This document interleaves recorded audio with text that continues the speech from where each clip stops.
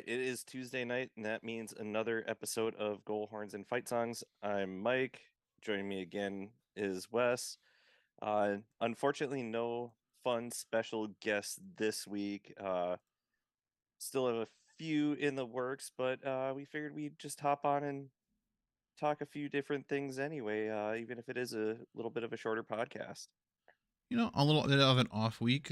Second round of the NHL playoffs have wrapped up. We know the conference final matchups.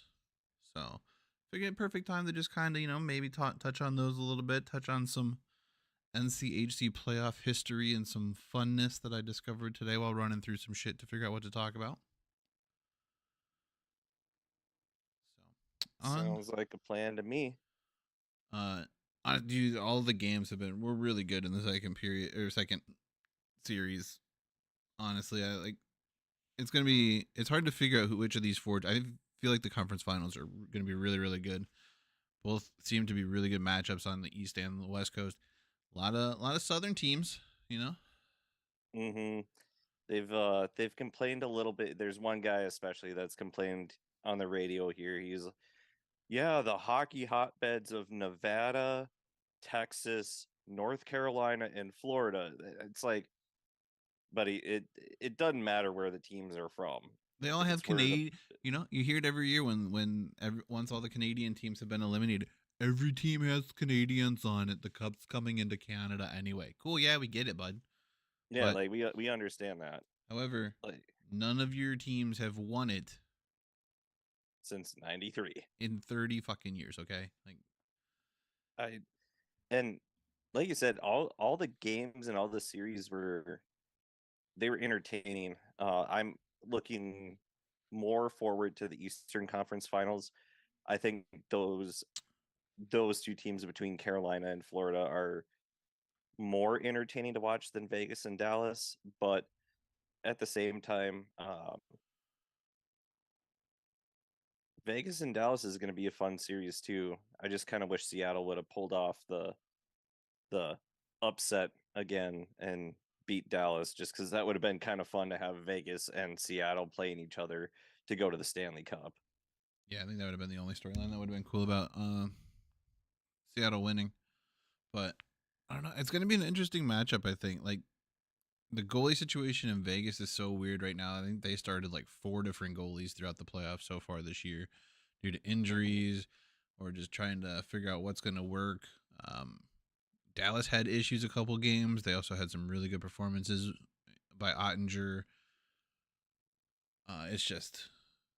It'll be interesting to see if the Vegas offense can do what it just did against Edmonton, even though we know that like the goalies aren't super strong in Edmonton, but they were able to do enough to corral that high powered offense. Can they keep that up and can they continue to score at the click they've been scoring at? Because Ottinger did show that he had some holes in him, and Seattle was able to put up a couple lopsided games. So, yeah, I think there's going to be 2 different styles between the East and the West. It's going to be interesting. Yeah, oh, absolutely. There's going to be 2 different styles with how they play. Carolina can put up goals. I think in the West, the biggest thing, because this hurt Seattle too. It hurt us and it hurt Seattle. Stay out of the damn box. Well, stay out of the damn box, but then win a damn face-off. Oh, dude, Seattle struggled so bad in the faceoffs. They might have been worse than we were, and that was not a very high. I mean, you had to try to be worse than we were. So I think the face-off battle is, especially on special teams, is going to be the big determining factor in the West. And I think Carolina and Florida, that's just going to be entertaining up and down the whole ice, because they can both score. They're both gritty. They're both fun to watch, and both buildings, especially the last couple of years with the Hurricanes, they know how to party down there, and both buildings are just going to be so loud. Yeah, it's going to be, I mean, the nice thing will be the East Coast will be able to catch most of those games because they'll be earlier. And really, the games aren't going to be super late coming out of between Dallas and Vegas just because they're not as I think Vegas is still technically Pacific time zone, but They hopefully they'll are. start earlier than 10:30 or 10 o'clock at night, whatever it was, East Coast time. But Well, if the NHL figures their shit out, because I mean, well, Sunday night they're putting Edmonton Vegas at yeah, 10:30 your time, but 9:30. that's only an issue for the viewers. Like if I was a player, I'm not trying to play it the butt crack of the afternoon either. I'm just saying, put it at, you know, even 6:30 Yeah, local that's time. still a. I mean, 6:30 local time. So that'd be 9:30 Eastern time they're playing out well. I mean, that's not terrible, but It's not terrible.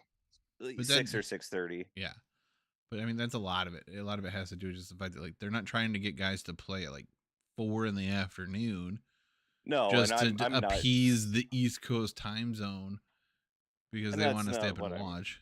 that's not what I'm trying to say. It's just, you know, No, but that's always an issue. Like, why do the games start mhm. so late? They don't local time. And that's why I know, like, the Twins are playing the Dodgers, and then they're playing the Angels right after this. I know the games are going to start at 9 local time here, like 9 Central, Yeah. but it's 7 Pacific. So I have no issue with that. It's just the fact that it's a Sunday. Nobody has anything to do. You have um, McDavid and Dry Saddle playing against just Vegas in general, because they're a big draw since they've been in the league. Um, I think they could have moved it up at least an hour, and that wouldn't affect the players too much. It you know it might adjust their routine a little bit, but okay, you're starting at 6 instead of 7.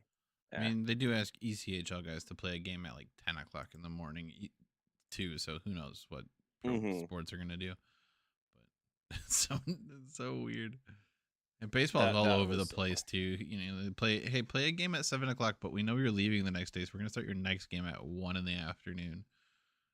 oh, it's like Friday.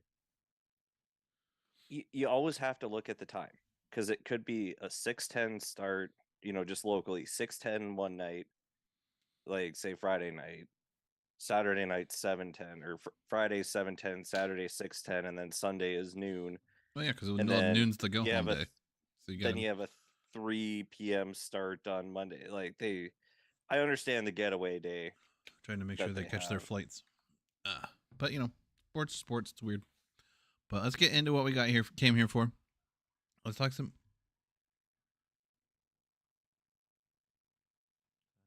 What's going on outside? It's like the first time I've ever heard my neighbors. Anyway, Hmm. let's talk about some NCHC players that are in the playoffs. Not a lot of guys left. A couple teams No. being represented. Um, so really, what we want, I guess, as NCHC folk, is we want a Carolina Hurricanes, Vegas Golden Knights Stanley Cup Finals. That way, somebody that represents an NCHC school, whether they were an NCHC school when they played there or not, will raise the cup. Yes. Then yeah, it's a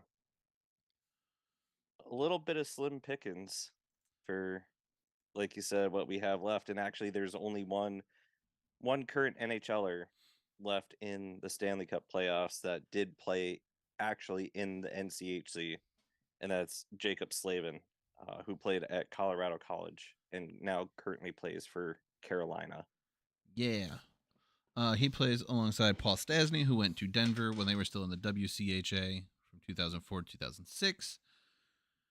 So not having time in the NCHC, but does represent a now NCHC school. So the Colorado connection there in Carolina. And then only one school represented by the Vegas Golden Knights. And it is not a school that anybody would guess. Well, I mean, you would kind of run out of guesses real quick if you're only guessing NCHC schools, as there's 8 of them. Yeah, but I mean, you still have Just 6 guesses until you get to this school. 7. Well, no, because we already So Colorado College. We already went through they that. they could have other guys on this team and be the only one Yeah, representing Colorado College, but they're not. yeah, fair enough. Miami is the only team represented here, and a couple of standout guys on the team representing Miami, both of who I may have seen in the CCHA days. Riley Smith, I know for sure, and I would have seen Alec Martinez in his final year, which was my freshman year at Western. So and I didn't go to a lot of games then. I might have seen both of these guys play in the CCHA days. They're both representing Miami, both playing for the Golden Knights. Alex Martinez, I mean, his name has been mentioned with the better players of Vegas since he got there. And Riley Smith really too has been a force on the offensive side of the game for them. I mean, two really really good players. Uh, Martinez is a part of that stacked blue line that they seem to have and just haven't capitalized with, but big names. And Martinez, if I'm not mistaken, does have at least one cup with the LA Kings. Maybe. I know him and Shea Theodore like came in and were just like lights out defensively, especially like those first couple years when they first got started.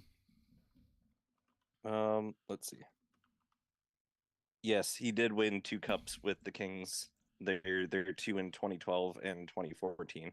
So he's been around the block a few times, and he knows what it takes to win a Stanley Cup, Or two. or two. Um, His and coverage aren't then bare. Riley Smith, where was he before? Was he in? Why can't I think of it? Because I've known him. Riley Smith. Dallas, Boston, Florida. Florida is where I was thinking he was. No, stop it. I spelled his name wrong. That's why.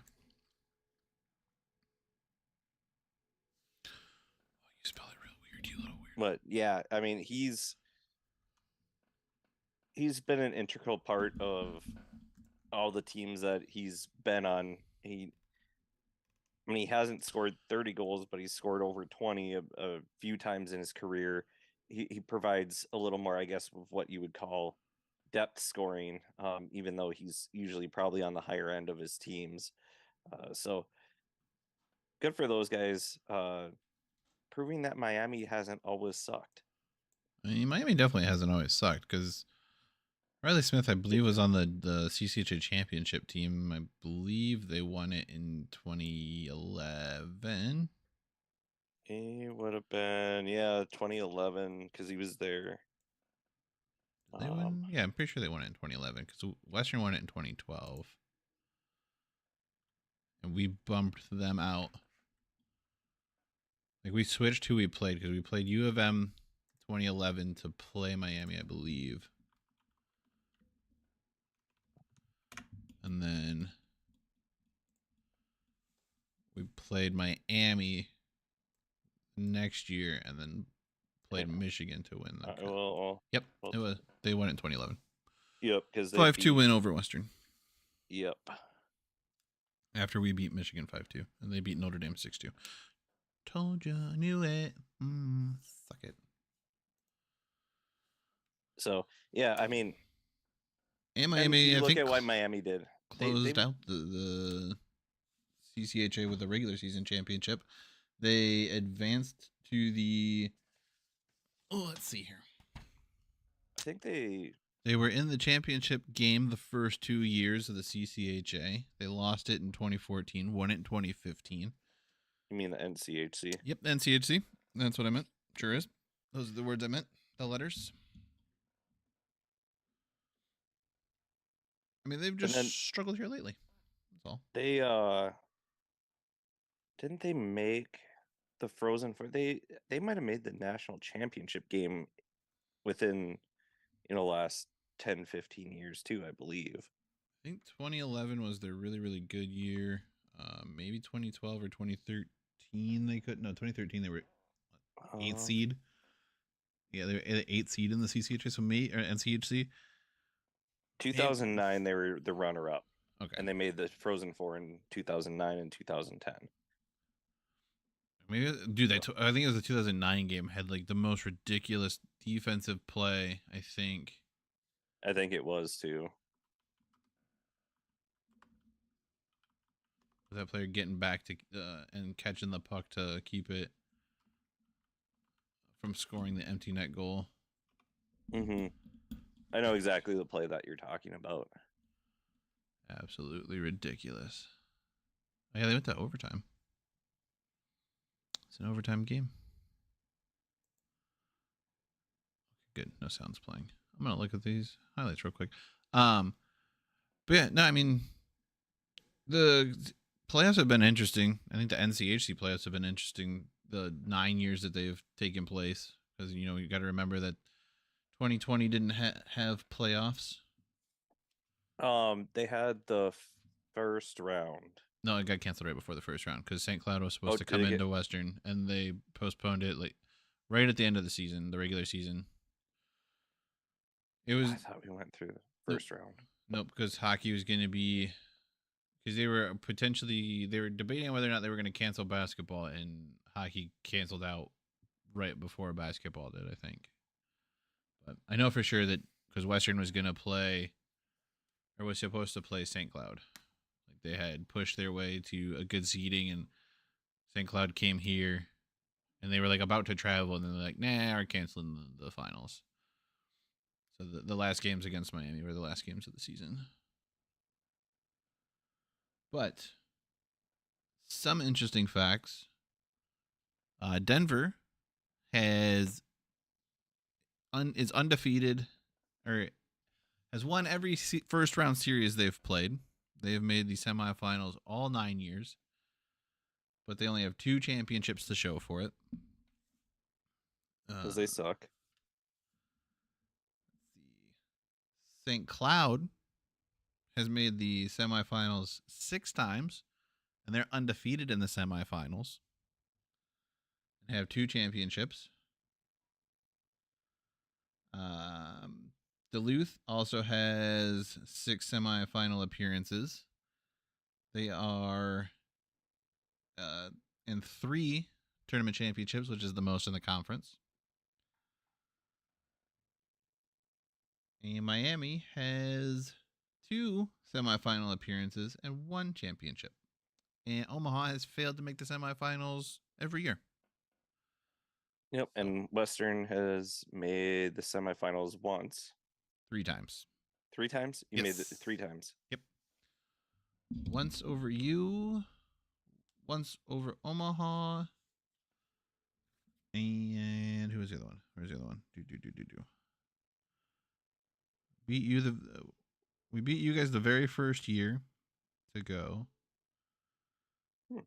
Then Omaha, and then we beat Omaha twice to go. Is that what it is? I think so. Yeah, we have two wins over Omaha to go,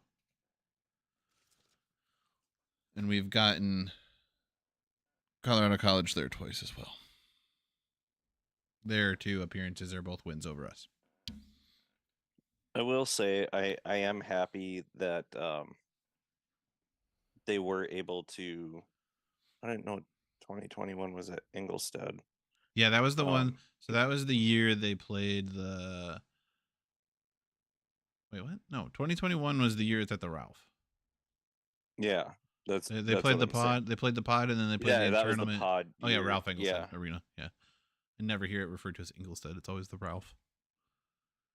But yeah. So 2021 is technically it's the first year that a team won the regular season and the tournament championship, but I don't really count it because that was that weird year. Yeah, it was a weird year. But technically, it does count as both, and it's North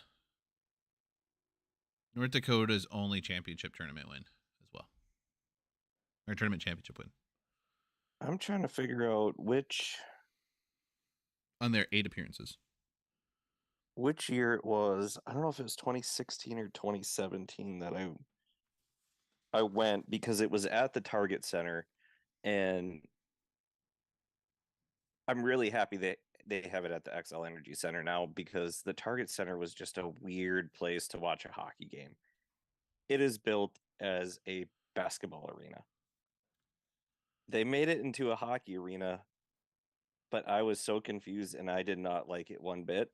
Um, I Part of that is I've seen enough of the Timberwolves losing in that arena to know what it's supposed to look like, and the level that they had to have the ice at versus what they have the basketball court just to get the cooling system and everything in there.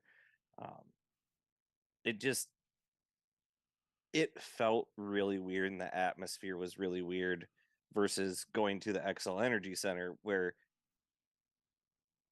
I mean, it's meant for hockey, so it feels like an actual hockey game going in there versus you don't know what you're getting when you go into the Target Center.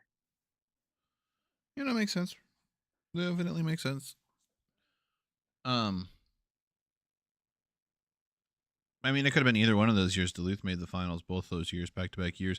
St. Cloud won it in 2016. Duluth won it in 2017. Mm-hmm. So Yeah, it was either 16 or 17.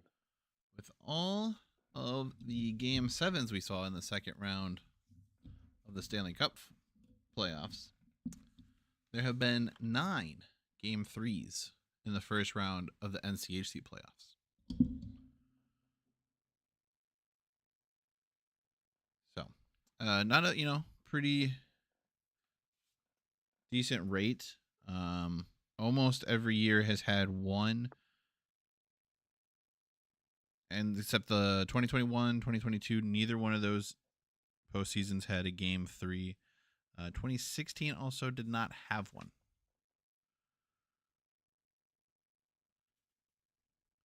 So no series went to game 3s in 2016, 2021, or 2022. But every other year has had at least one. And I was a little surprised last year, our series against St. Cloud, that the 21-22 series where it came down to the last minute, that could have easily gone to a game 3 on Sunday. We just happened to win in overtime on Saturday. I was gonna say, well, it did go to overtime. Mm-hmm. And there have been 2 game 3s that had overtime periods played. 2017, the lone game 3 between Western and Nebraska Omaha went to an overtime. And in 2018, St. Cloud versus Miami went to an overtime, with St. Cloud winning 4-3. But some game 3 records: Nebraska Omaha 0-3 in game 3s. Western and Colorado College have both played 3, each of them winning 1, not against each other, just they've been overall in game 3s 3 times. Yeah. Denver, St. Cloud, and North Dakota are all 2-0 in their game 3 situations. The most played game 1 matchup. Do you know what it is? Can you guess what it is? The most played game 1 matchup? Or yeah, round 1 matchup. Round 1, I would say UMD St. Cloud. Actually, no. I think you guys only played the last 2 years, if I was remember right. Well, then is it? You got to remember, like, you guys tend to stay either clustered at the top, or like, you guys stay close together with each other. So really, the only time you guys play each other is when you're like 4 and 5. Probably Denver, Miami then. Close. It's actually North Dakota, Colorado College. They have met up 4 times. Yeah, Duluth and St. Cloud have only met twice, and it was the last 2 years when they were both when St. Cloud was 4 and Duluth was 5. Yeah, 4-5. But Colorado College played North Dakota in 14, 15, 16, and 2022. Most of those being a 1-8 matchup. Is that right? Or are they 2-7? Probably dependent on the year. 14 it was 2-7. 15 it was 1-8. 16 it was 1-8. 2022 it was 2-7. So right 50, down the middle. Either way, it was one of the two. And North Dakota is 4-0 in that matchup when it's a first round matchup. In the semifinals, the most occurring matchup is St. Cloud versus North Dakota and Denver versus Minnesota Duluth. They've each occurred 3 times. St. Cloud and North Dakota is 2015, 2018, and this year 2023. And Denver, Minnesota Duluth 2018, 2019, and last year 2022. Mm-hmm. And again, St. Cloud is undefeated in the semifinals.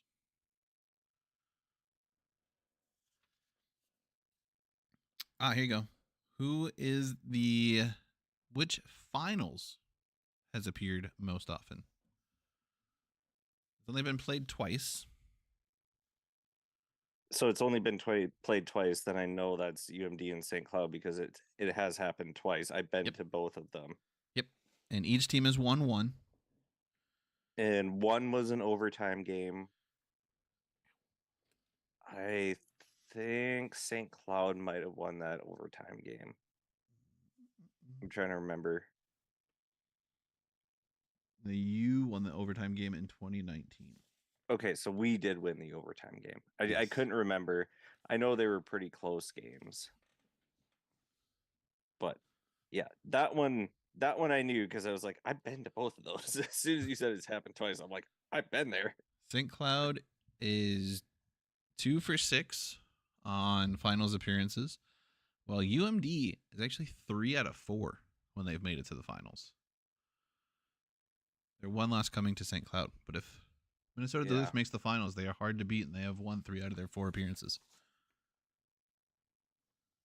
Because we beat, I think it's Denver, St. Cloud, and then Western. You have wins over North Dakota in 2017. Oh, North Dakota is the other one. It was between Denver and North Dakota, but St. Cloud and then Cloud Western in 2019 and Western Michigan in 2022. And your lone loss is to St. Cloud State. Mm-hmm. So, yeah, fun times. Oh yeah, when we get to the championship, it's a fun time. But well, I don't know about that. But have to get there. Well, whenever your team gets to a championship, it's a fun time. Yeah, just maybe not for you. But you've been there a couple times, seen a couple wins, seen a lot more losses, but we're just on that trajectory of up and up and up, even if it's not. But it's like mm-hmm. It's not steady, but it's going up.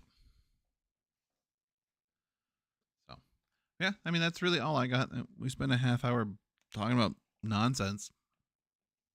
Yeah, that's kind of what we figured this was going to be. It's just that time of year as far as college hockey goes. Some fun facts about college playoffs, though. I enjoyed them. I like stats. I like sports. Eventually, we're going to get into some signings and everything. But like you've said in the past, both on here and to me,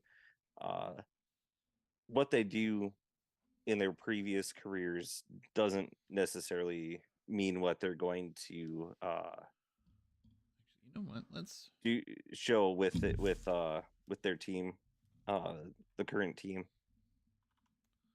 Let's check and see, because I know Lucas Mata just announced that he has transferred to RPI out of Western Michigan. I was just looking at this the other day, and I don't know where my maybe thing went. Yesterday or today. Let's take one more peek at the old listeroo there. Part of the reason that I was looking at it is because Neil Pionk, the defenseman for the Winnipeg Jets, his youngest brother decommitted from Mankato and committed to UMD like his brother, but he's an overage draft pick. So he's really hoping he gets picked in this draft because then he could hold it over all of his brothers that he got drafted and none of them did. Nice. Um, yeah, I know UMD stayed the same. Um, Yeah, I'm pretty sure. I'm pretty sure that no one else can join it, but I think. But people can still sign up until like school mm-hmm. starts because I think there was one kid who signed like right before classes started at Nebraska last year, like the day before, either returned to Nebraska or went to Nebraska and like had to get his schedule set up and done like literally the day before classes started or something weird last year. Yeah, I mean, Omaha had Zach Erdahl, a sophomore, transfer from Wisconsin on April 26th. Hey, that was my birthday. Caden Bolson actually announced he transferred to Mankato from Omaha on May 1st. Well, that's the date he was added to the list. Um, Jesus, I North think Dakota's list is. I think it might actually close. Maybe it closes like this week or just closed this last week because it's 60 days. I think from the Sunday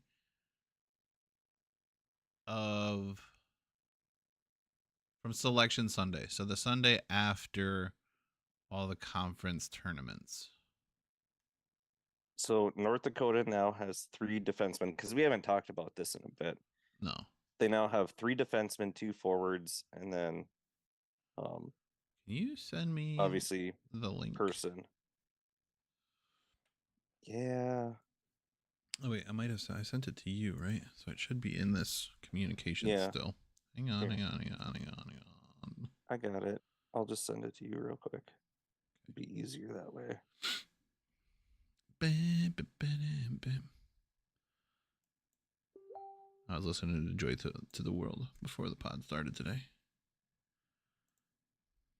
But yeah, they have 2 of the defensemen that they added were in April, one from Michigan and one from Mankato, and the kid from Mankato has never played a game in his life. Well, let's just go back to the top. Let's see. Colorado College. No new additions. We talked about Henry Wilder, I believe. Mm-hmm. Yeah. Goaltender. He's gonna. I mean, kind of weird for. But I mean, he's a junior, so he might be able to dispel Umberco. But Umberco's not giving up that crease anytime soon. The way he played. And then Connor Mayer deciding to return to Colorado College after having entered the portal. Noah Denver. Noah Prokop goes to St. Thomas. He also played at Omaha, so he's a 2-time transfer. Matt Gleason goes to St. Thomas. Matt Vernon signed with the ECHL after previously entering the portal. Cade Arnholz is undecided still.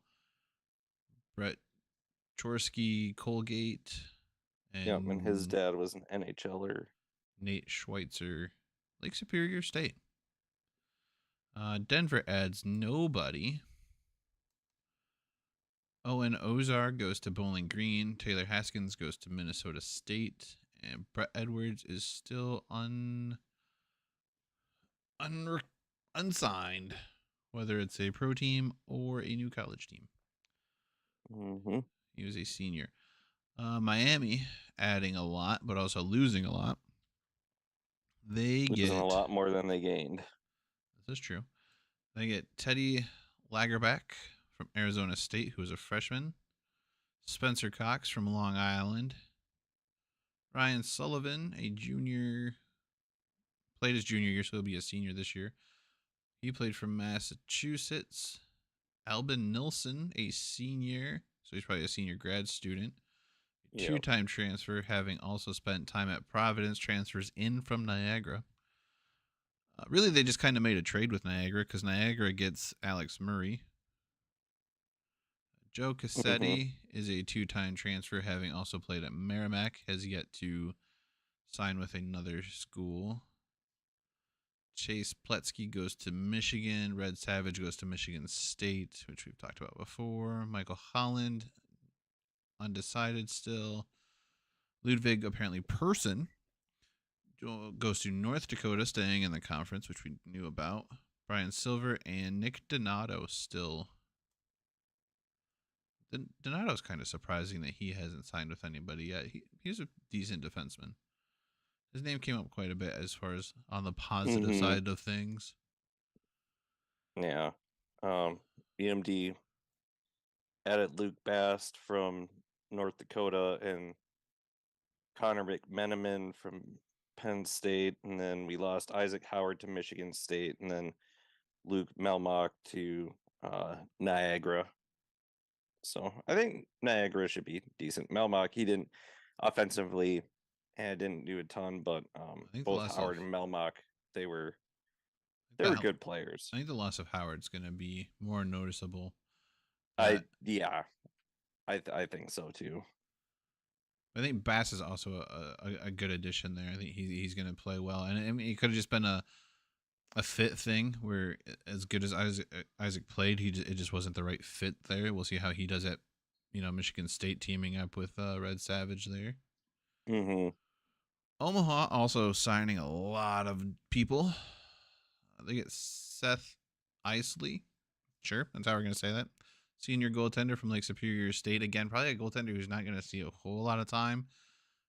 They don't lose a goaltender in the transfer portal, but they do have Latkozy, who played extremely well and kind of took over near the end of the year for them.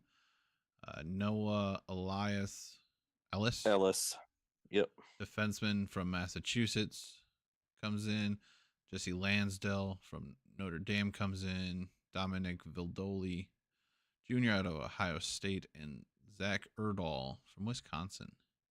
A lot of Big Ten guys. They pulled in 3 Big Ten guys, so that's Well, and the Big Ten they were good this year.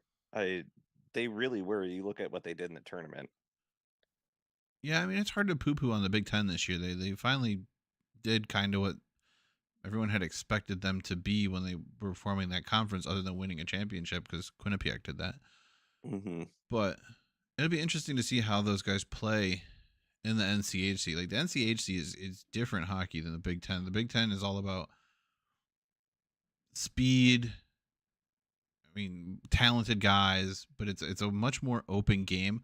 I think the Mm-hmm. NCA honestly, I think the NCHC is a lot more similar to the Western Conference of the NHL, where it's big bodies, hard hockey. It's in the boards, hoping to create dirty chances in front of goaltenders. It's not so much open ice, streaking down the middle kind of games.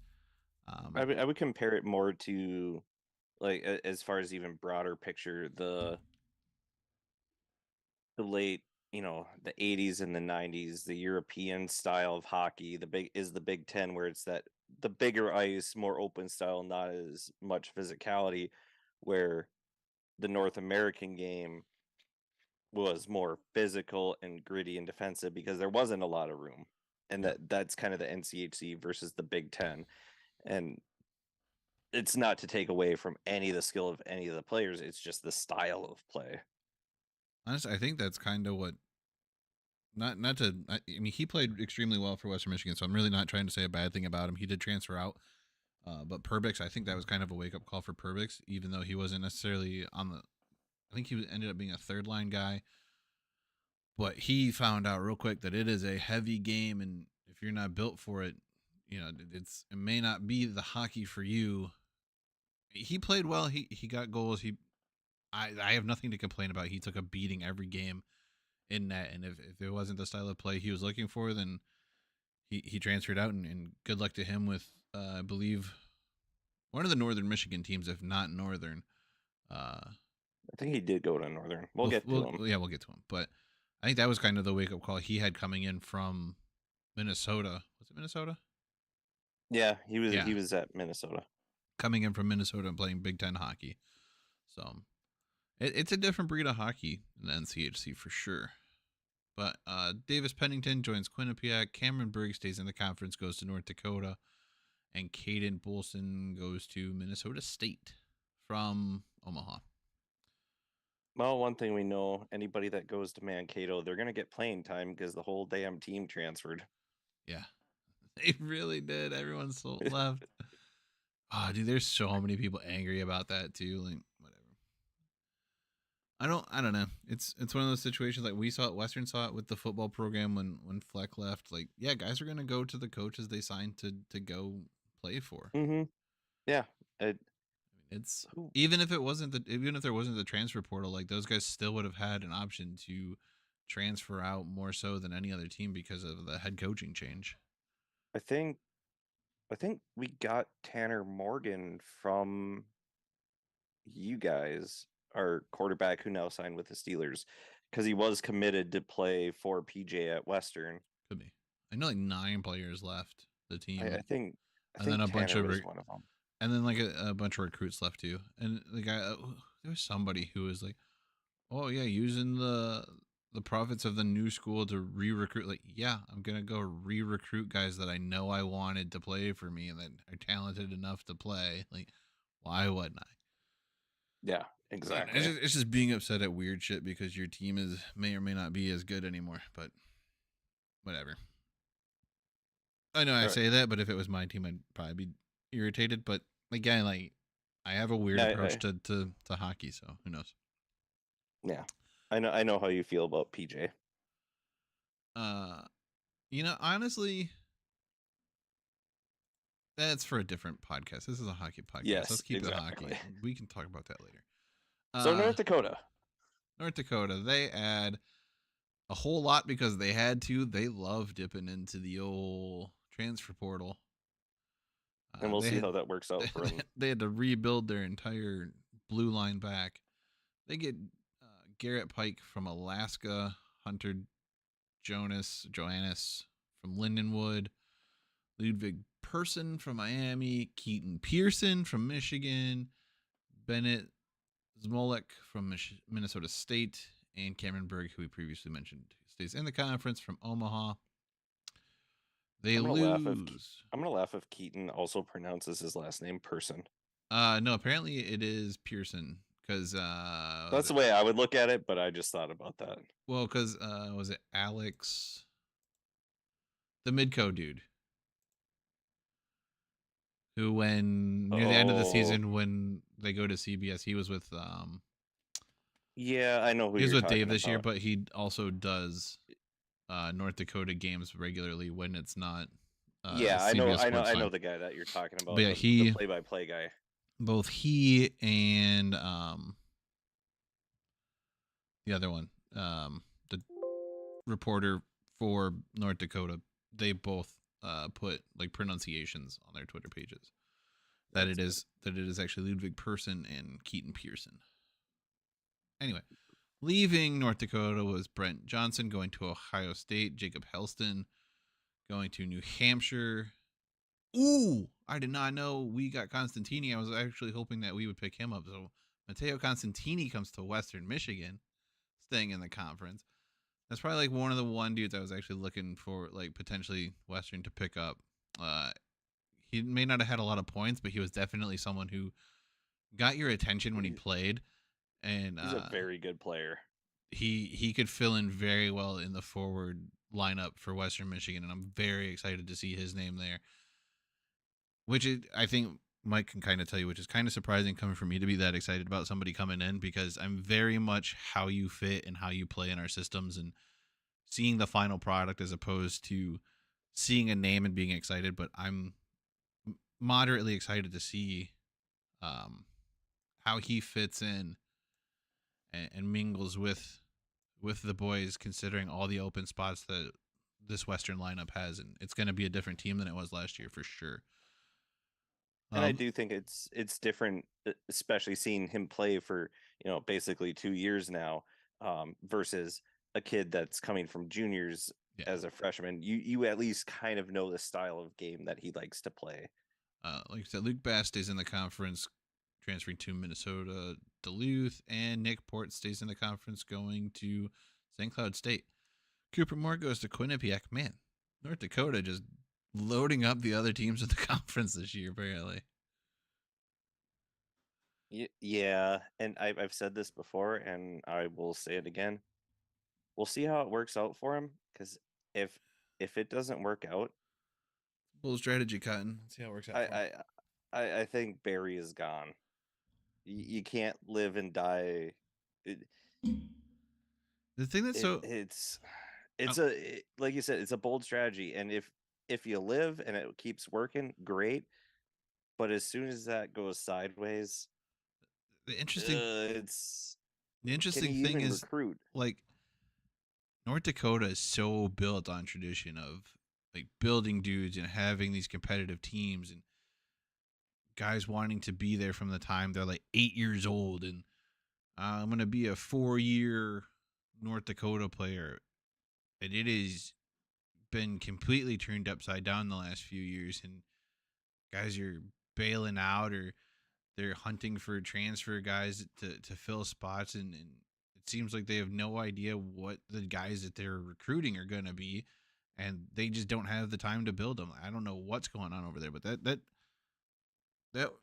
school program franchise organization, whatever the hell you want to call it, has taken a turn, and I don't know that it's a turn for the best. No, I honestly think if they don't get a top 4 seed this year, and like even if they don't, well, even if they do and they don't make the semis of the conference tournament, I think they have to fire Barry. And I I don't know. That would be the. I mean, it's hard to but say because it would be the first year they haven't made. I mean, they haven't. Hang on, I got it written down here. They've made the semis 8 times. So there's only been 1 year they haven't made the semis, and it wasn't last year. I think it might have actually just been like the very first year. Nope, 2019 is the year they did not make the semis, and they were the fifth seed and lost to Denver in the opening round. So I mean, you lose to a team that's literally been there every single year. This is probably their worst finish in a while was this year in the regular season. In 2022, they share a regular season championship with Denver. Uh, they do make the regulars or the semifinals. They lose to the the team that goes on to win the championship in overtime in St. Cloud State. So I mean, it's bad luck, but I don't know that it's necessarily extremely hot seat time. I would think Bergeron in Miami has a hotter seat than Barry in North Dakota. I would agree with that. The way that I'm looking at it though is I think we're starting to see from we're on the track and the track switches ahead. It's just a matter of which way it's going to go. Are we going to continue to go down this path, which could end up in Barry being let go, or are we going to hit the track switch and we're going to go back to being what North Dakota was, a perennial contender and a team that you don't want to see on your schedule, but you do at the same time because they're a measuring stick team. and that's what I'm saying. Like this year is kind of a proving ground of okay, can you find guys within the portal that fit with what you want to do, but at the same time is so if it works, great, but you also need to bring in recruits. And if they work great, but you kind of have to have one or the other. And I'm looking at it through the eyes of a North Dakota fan, where this is their sport. This is their pro team. This is through the eyes of a fan. If you can't keep kids, if you can't recruit kids, and you're consistently relying on the portal like they have now the last 2 years, basically 2 to 3 years, if it ain't working, he's going to be on a really hot seat from the fan base. And it's I think you give him this year, see how you do. If it works well, then he's fine. If not, he's on the hot seat and he gets one more year. And if it doesn't work that following year, then he's gone. But I do think he's in a little bit of danger with not being able to keep recruits, basically recruit and keep recruits, because there's something, like you said, there's something going on there that with the mass exodus of players and having to rely on the transfer portal bringing them in, something's not quite right. Yeah. Like I said, it's interesting to see. We'll see how far they continue. We'll see what trajectory they're on this year and where they go. St. Cloud State, they lose two, gain two. Carl Falk from Alaska and Nick Ports from North Dakota. Chase Brandt and Brady Zemer both go to Augustana. And Western Michigan has 3 additions. Ethan Phillips from Boston University. Matteo Constantini. We had to have talked about that. It can't be the first time I'm hearing about that, right? I mean, he entered the list on the 21st of 21st March. March. And that's just when he entered the transfer portal. It doesn't say when he. Yeah. So who knows? I don't know. I don't know. And Then then Sam last week's Coangelo, guest. who we talked to last week, which was honestly a really good conversation and super awesome that we got the opportunity to have that and sit down and talk with him and get his perspective on the new team, what he looks forward to this year, what brought him to Western Michigan, kind of what the transfer portal experience was like. So definitely looking forward to that. Yeah, and I didn't even it took me a couple of days to shut up about that conversation because I just thought it was so interesting learning about the transfer portal and how that worked, because you and I we know nothing about that. Yeah, I mean, So there's people in the know who get the names out of, but it's all kind of supposed to be moderately private, and like once the kids select where they want to go to, it's kind of up to them to announce where they're going. Um, but there are people who find out, like people who work at the rink, who do a great job of getting that information, have sources who are willing to let loose their secrets. But Western does lose quite a few guys, a lot of freshmen who did not see a ton of playing time, if any. Barrett Brooks goes to Mercyhurst. Will Hamley, the sophomore goaltender who was behind Cameron Rowe and Kirk Lorson, goes to Alaska. Theo Thrun has yet to let it be known where he is transferring to. And Lucas Mata, again, I guess it just announced that he's going to RPI. And Jack Perbix is going to Northern Michigan as a 2-time transfer, having also played at Minnesota.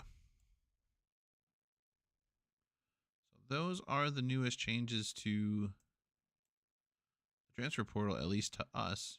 Because I don't think Ethan Phillips was listed the last time we looked at this, because he's a Detroit Red Wings draft pick, and I did not know that. Nor did I know about Mateo. I might have known about Mateo. I don't know. I don't know. Our Either way, memories are trash. if I wasn't, then I'm excited to see that name there. And I'm excited to see what Sam's going to do on the ice after having a chance to get to know him a little better. Yeah, and Well, a just lot better, because didn't know him at all, but know him infinitely more than I did. and I will say we talked about this a little bit, but that World Juniors team that he was on, I'm excited for you guys for because for him to make that team and be a part of it, That is a dear God, was there stacked team. some talent on that team. Yeah. Actually, I kind of want to pull it up real quick. Go for it. We'll make that the last thing. We'll run through this list of who was on that team, and then we'll get out of here, because somehow we managed to push this to an hour. Yeah, So we're good at doing that. Getting distracted. Okay. Do. Rosters. They were in Group B. So I'm just gonna go through some names that people will know. Starting goaltender Spencer Knight from Boston College. Uh, defenseman Jackson Lacombe from University of Minnesota, who is with who's at least signed. He might have played this year with Anaheim. Name familiar currently, or from this past year, Tyler Clevin from North Dakota. Also, defenseman Jake Sanderson from North Dakota, both with Ottawa. Brock Faber, who finished out with the Minnesota Wild, was a draft pick of the LA Kings out of University of Minnesota. He was on that team. Then we get into the forwards, and he played with Trevor Zegras, Matty Berniers, Matt Boldy, Cole Caulfield, Alex Turcotte, and Bobby Brink. Yeah, that's a murderer's row of a lineup for sure. That, and you go down the list. Zegras was on the cover of NHL already. Yep. Berniers just got eliminated 2 nights ago in the playoffs for He's Seattle. Calder Cup contention or Calder Trophy contention kid. Yeah, Boldy signed a 7-year, $42 million contract or whatever it was with the Wild. Caulfield's been playing in the NHL. Turcotte's been playing in the NHL. Brink, he's been playing in the NHL. He's not as much as some of the others, but he's been playing some. Let's see. I know he was definitely a mainstay at the AHL level.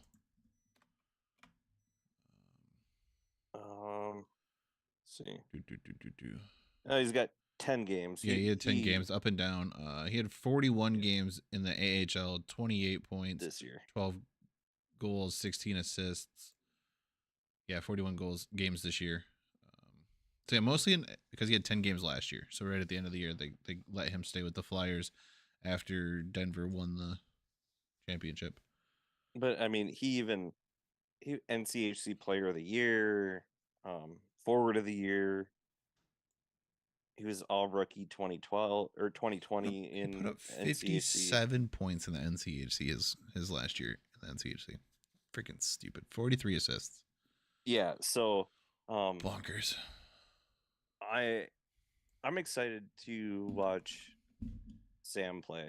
And I'm excited for you guys that you're getting a player like him, and to see, like we talked about with him, the progression that your coaching staff has been able to I guess nurture is the best word. I don't know.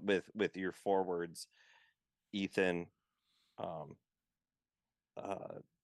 Poland, Ryan, Jason, yeah, like all the guys that you've had the last couple of years. It's gonna be exciting for you. Man, I really wish McAllister hadn't left so early. Because could you imagine him and Sam on one line? Oh, the way that McAllister could move the puck.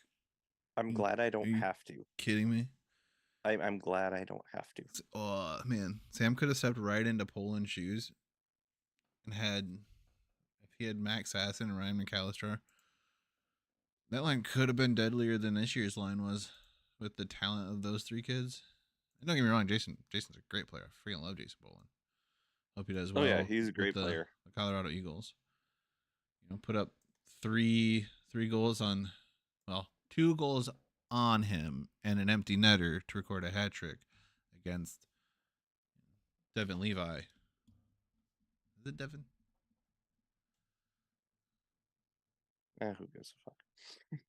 Now playing in, I know his last name is Levi, and he's playing in the NHL for the Buffalo Sabres. It was was he the one who was given the best goalie award, but not the Hobey Baker last year? Like, Braden McKay was the Hobey Baker winner last year, right?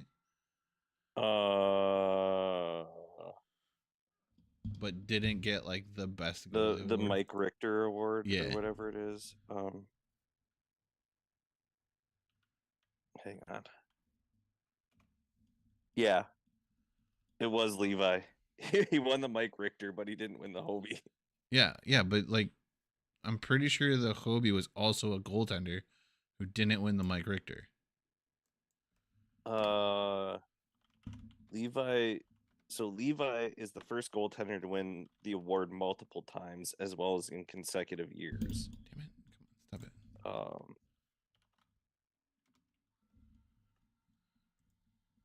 Yeah, and Drayden McKay won the Hobie Baker Award in 2022, but did not win the Mike Richter Award.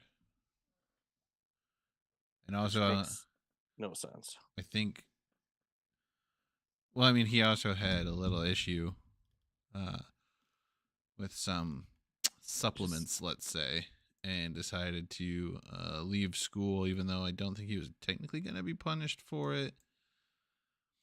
And then I think kind of struggled a little bit this year. he was a senior anyway. Yeah, but Dryden I think was there was some reports that he was thinking about coming back for a extra year. because of the COVID year. Yeah, he bounced back and forth between the ECHL and the AHL. He's currently with the Newfoundland Growlers, playing in the ECHL. I believe they made it to the conference finals, Hmm. but he had 2 games at the AHL level. Picked up an assist, gave up 7 goals in those 2 games. 8.85 save percentage. In the ECHL, he went 33 games, gave up 94 goals, 19 wins, 10 losses, 1 tie, 900 save percentage, 8-1 through the playoffs with a 941 save percentage. So, I mean, he's playing well in the playoffs. Good for him. But yeah, wins the Hobie Baker, does not get the Mike Richter. Levi picked up that. You know, and one other thing. and Jason Pullen scores 2 goals on him in the same game. Because I'm not going to do all this research, but I'm just looking up the one roster because the World Championships are going on right now. Yeah, I And think Ronnie Eddard, I think, has a couple goals so far through the World Championships on Team USA. A lot of NCHC guys on Team USA. Yeah, I was just gonna say I think they Ronnie Eddard, 100%. Dylan Sandberg. They were 100% college, weren't they? Like every Scotty player. Perunovic, Nick Perbix, Carter Mazer.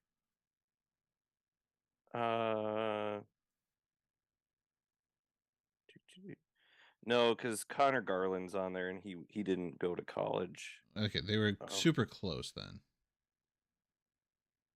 Yeah, I know. I think Alex Tuck was not. He wasn't NCHC, but I know he was college. Yeah, he was. He was Hockey East somewhere. Yeah, I think he was Hockey East. I think he was like Boston or somewhere super close to Boston University. I think Boston College. Yeah, it was either Boston or BU. It was BC. Knew it. I knew it was a B. I knowed it. I knowed it. Let's see.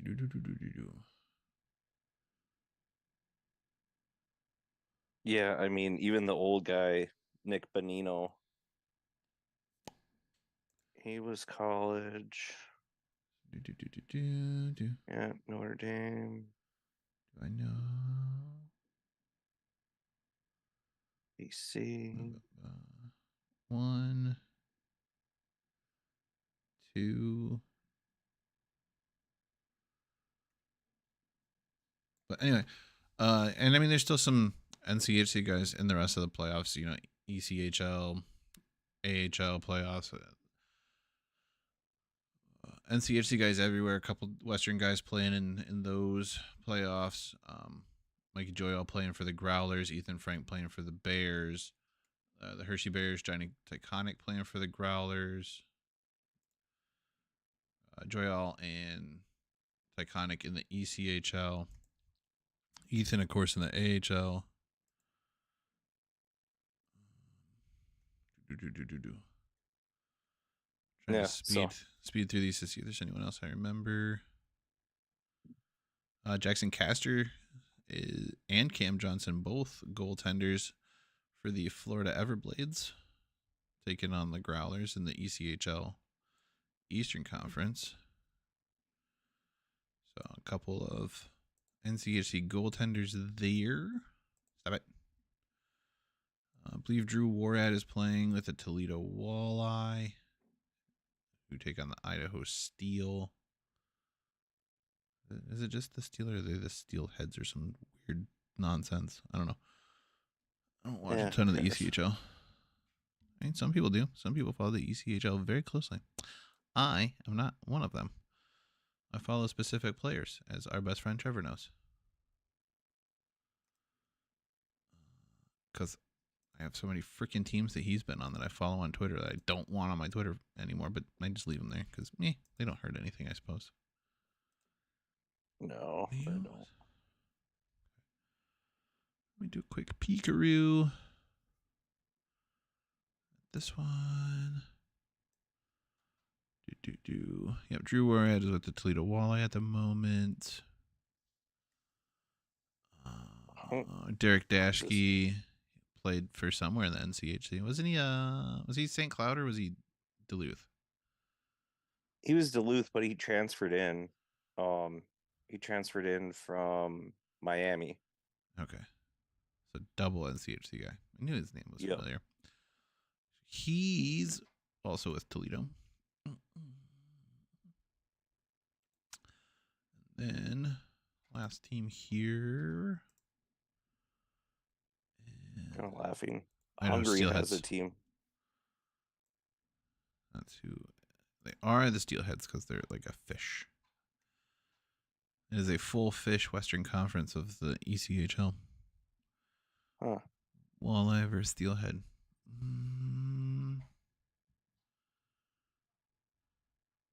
Jade Miller, apparently, played for the Minnesota Duluth, is playing for Idaho. I don't know why I don't remember him. Oh, no, wait. I think I do. He wasn't a top guy. Adam Scheel. Scheel. What is his goalie? He was team was he for? Yeah, he's a goalie. Yep. What college did he play for? I feel like his North Dakota. Okay, that's what I thought.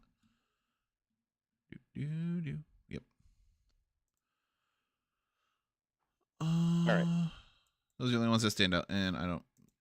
AHL is. I know Ethan's playing in the AHL, but we've somehow made this go over an hour. Way longer than we thought. Let's get the hell out of here. Twitter handles down below somewhere. It scrolled a couple times. Oh, here it comes again. There's the Twitter handle. There's an email account that'll scroll after the Twitter handle. You can hit us up on either one of those. You can leave a comment. You can leave a like. You can subscribe. You can do all those things. They're cool or not. It's cool to not do them too, I suppose. There's a chat that sometimes people participate in. Most of the time they don't, but that's over there. You can do things with that. When we're live. I think that's it. I mean, really, that was the speed run version of it, because there's the end of the Gmail account right there. But he's Mike. I'm Wes. One thing left to say, and that's goal. Pucks on net. Good things happen, like goal horns and fight songs. So until the next episode, we're out of here. Have a good one. Bye-bye.